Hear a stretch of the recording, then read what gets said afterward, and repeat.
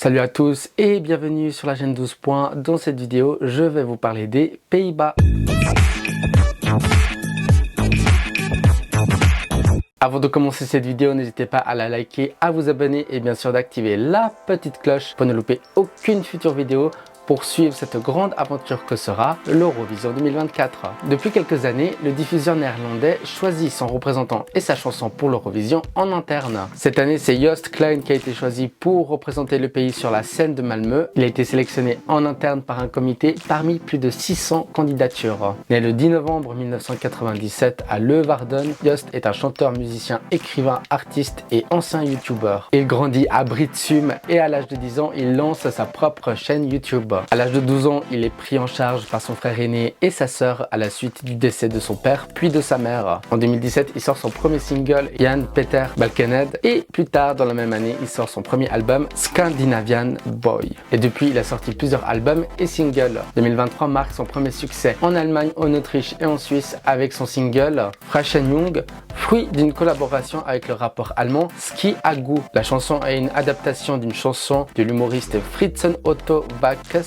et a remporté en Allemagne le prix de la meilleure chanson au prix de la radio Live Krone Radio Awards. Elle a été aussi beaucoup diffusée en Italie et en Ukraine. Avant cette année, Joost avait déjà exprimé son intérêt de participer au concours européen. Une pétition a même été lancée par une émission de la radio publique NPO 3 FM pour réaliser cet objectif. Le 11 décembre 2023, Joost Klein est sélectionné par le radiodiffuseur néerlandais pour représenter le pays au concours. Et c'est le 29 février 2024 que le titre Europapa sort, titre avec lequel il défendra les couleurs néerlandais à Malmö. Cette chanson est avant tout un hommage au père de Joost. La chanson parle d'un orphelin qui voyage à travers l'Europe et au-delà pour se retrouver et raconter son histoire. Au début, les gens ne le reconnaissaient pas, mais il continue à saisir toutes les occasions pour se faire remarquer. À travers la chanson, l'artiste nous informe qu'il n'y a pas de limite si nous voulons réaliser nos rêves et raconter notre histoire. La mélodie est un mélange fou de mélancolie et de bonheur, livré avec des paroles poétiques et les rythmes accrocheurs pour lequel Joost est devenu réputé. C'est une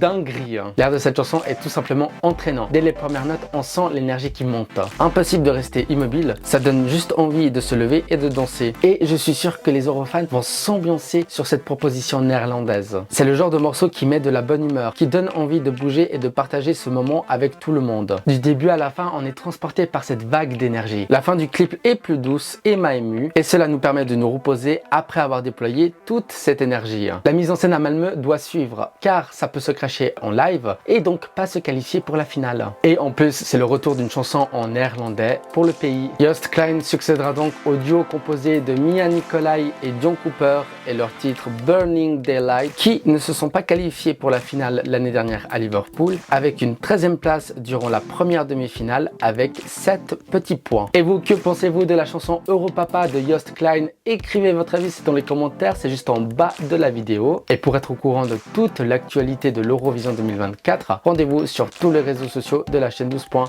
Et moi je vous dis à bientôt, ciao.